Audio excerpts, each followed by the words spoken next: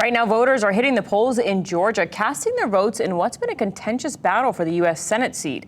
Ivan Rodriguez joins us live now from Atlanta with the importance of this special election and what it means for the rest of the country. Ivan. Mika, the final act of the 2022 midterm election is coming to an end here in Georgia between Senator Warnock and Walker. Both parties have put everything on the line to try and gain an advantage in the Senate.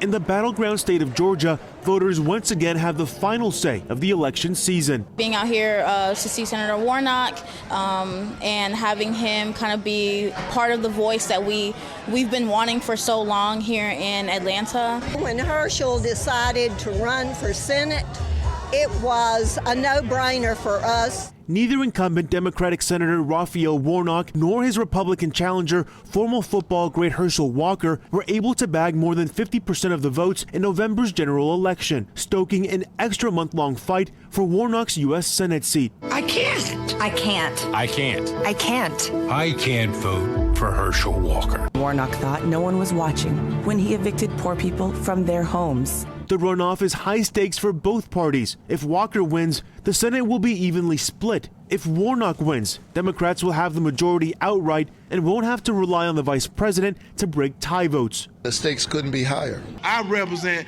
the great people of Georgia. Now, with the finish line in sight and early voting shattering state records last week, the Secretary of State says he's expecting a similar turnout today. We've actually already had 80,000 people that voted in this runoff that didn't vote in the fall at all. So that's what you're really seeing is people that were kind of sitting back and watching things are getting engaged in this race. So we think both sides are energized.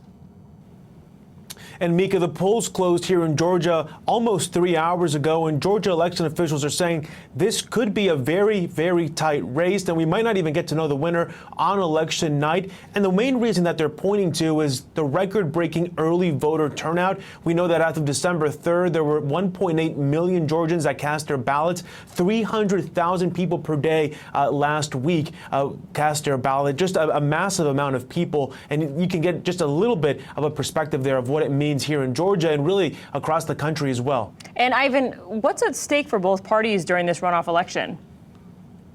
Well, we heard there just moments ago that Democrats, if they win, they can go to 51 seats in the Senate. Republicans, and if they win, they could split the Senate, and the Democrats would have to rely on the tie-breaking vote of the vice president. But for Democrats, there's actually a lot on the line still. We know that if they do win and if they manage to get to 51 seats in the Senate, it would also give them an edge in other areas like committees. For example, the Judiciary Committee. It would give them a slight edge in terms of numbers there, and what it means for President Joe Biden is his nominees would be able to get through, you would suspect, a little bit easier with Democrats having the edge there. But just such a tight race that we're expecting. A lot of people would hope that we could get an answer on election night, but as we know and we've seen in other races, that's not necessarily the case. All right, Ivan Rodriguez, thanks so much for keeping a close eye on it live from Atlanta, Georgia tonight.